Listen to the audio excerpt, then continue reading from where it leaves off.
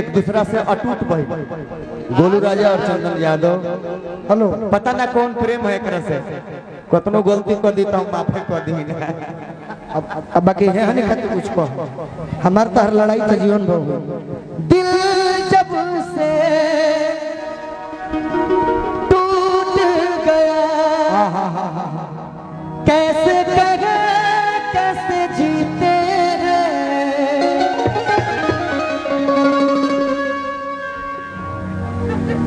ड्रामा जन करो है देखा बिया हमत का तो सुने तो रिया मैडम आप सुनो प्लीज कम आप हमारी नई नई दोस्त बनी है। अरे वो नई नई दोस्त नहीं थी वे आज के डेट में कोरोना का तीसरा लहर भइल बड़ी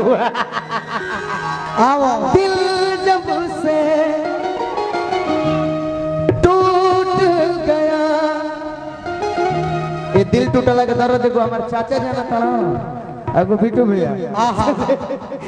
एगो चाचा के नाम ना धरो बाबू तो नाम धइल ले कि कैसे कहे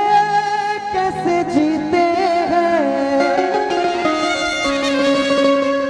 बहुत दर्द है आपकी आवाज़ों में। कभी थोड़ा कभी ज्यादा पीते हैं लेकिन सबके खातिर ई जवनिया भइल दारू सही में केहू पिए वाला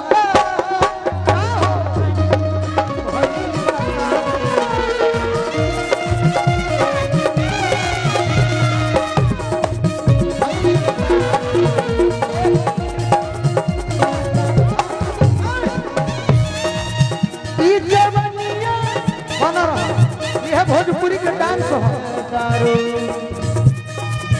केहू पिए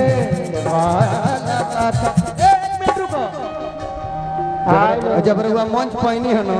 जी तो हम कहीं के रुआ डायरेक्ट बाथरूम से भागल चल रही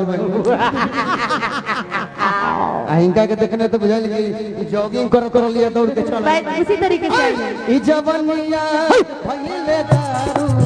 ई जवनिया भइले दारू केहू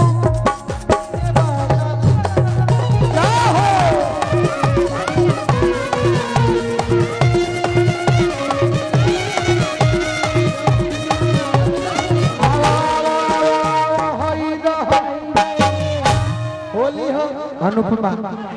तहरा खातिर कहले कि जवनिया भइल बदारू तनी तू कुछ कह कि तेरी खातिर मैं दुनिया में बदनाम हूँ कि तेरी खातिर मैं दुनिया में बदनाम हूँ तू मुझे भूल जाए तो मैं क्या करूँ तेरी खातिर मैं दुनिया में बदनाम हूँ तेरी खातिर मैं दुनिया में बदनाम हूँ फिर भी तू भूल जाए तो मैं क्या करूँ मैं शराबी शराबी मैं शराबी शराबी मैं शराबी सबनिया भइले दारू केहू पिए वाला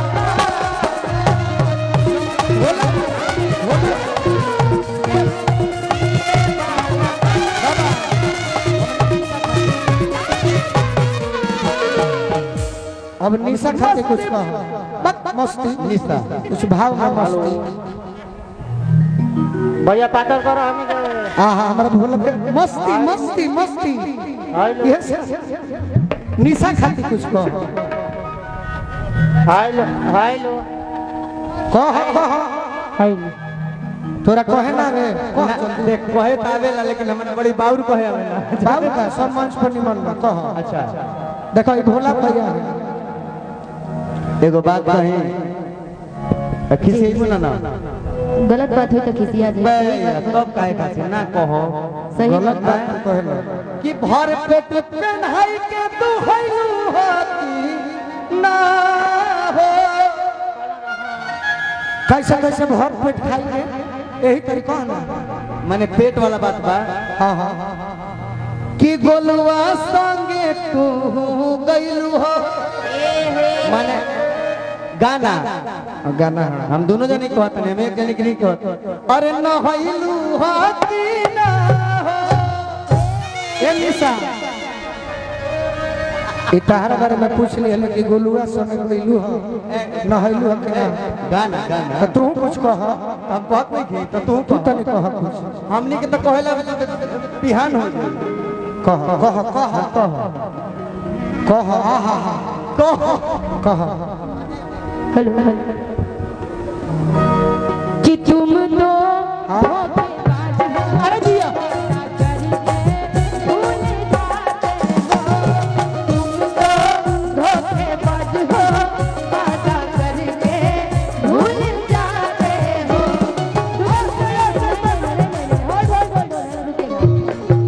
क्योंकि यहाँ पे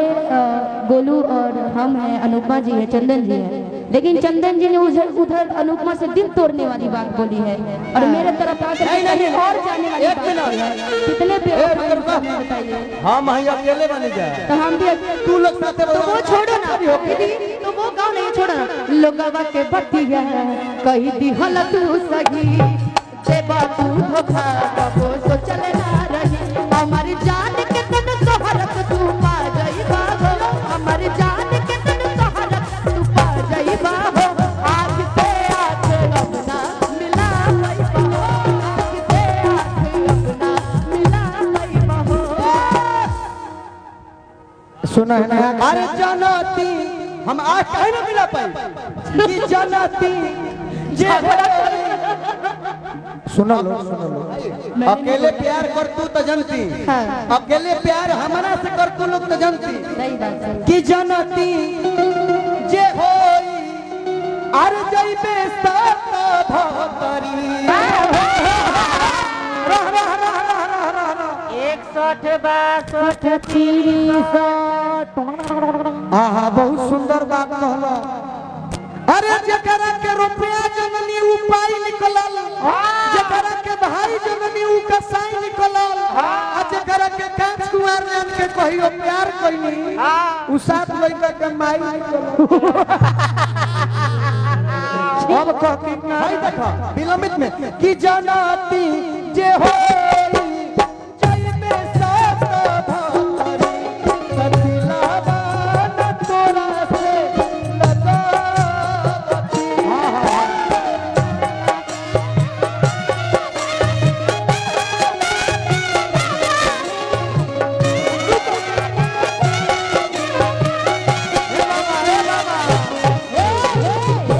यही पर हो जाई दीपचंदी में ही हो जाई कि जाई के ससुरवा जन हो भुलाई गइलू कौन हर पल भाई गइलू जाई के ससुरवा जन हो भुलाई गइलू कौन हर पल भाई गइलू ना पिया के पाके अपना यारवा के जियते मुआई गइलू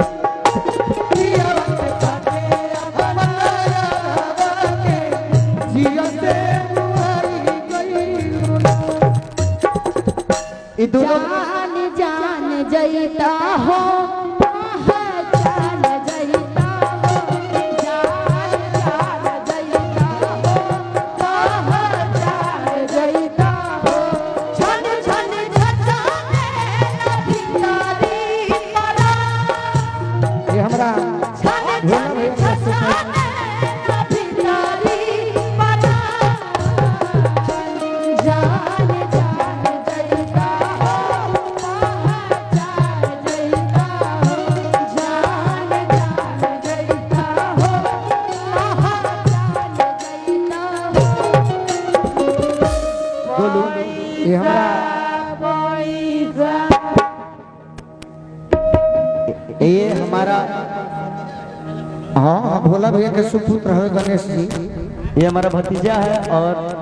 कार्तिक का गणेश एक बहुत छोटा भोला। गायकी लाइन से मैंने जुड़ना चाहता है तो आप लोग इसका भी सपोर्ट करेंगे लेकिन हम दोनों भाई मैं और गोलू दिल से सपोर्ट करेंगे इसका क्योंकि मुझे दूसरा गोलू मिल गया अब कि जाई के ससुरवा जन हो भुलाई गइलू कौन धन पल भाई गइलू हो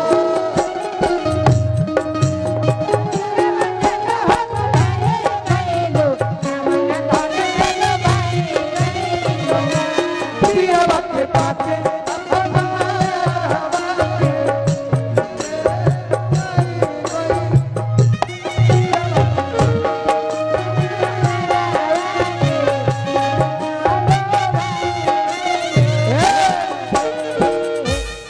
कि खींच दिहलू कपड़ा जैसे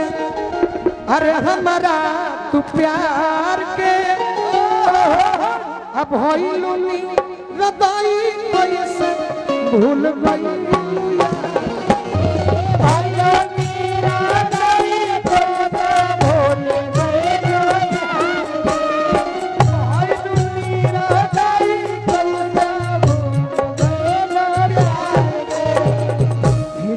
हलू कपड़ा जैसे हमारा तू प्यार के भइलू नीर कैसे भूल गइलू यार भइलू नीर कैसे भूल गइलू यार भइलू नीर कैसे भूल गइलू बाबा आ दोनों जाने बताओ पहिले तो अपन रहलू अपन कहलू कि पहिले तो अपन रहलू कहलू अरे कैसे पराया भइलू ना कि कैसे चंदन के भइलू ना किस्मत किस्मत की बात है, क्या करेंगे। अरे पिपियावा के पाके अपना यारा के जियते मुआई गइलू ना पियावा के पाके अपना यारा के जियते मुआई गइलू ना। अब एकरा के तनी अलग कटिंग में हो जाएगी कि डोली में बैठते बदल गइल बोली आ जहर जिंदगी में दिहल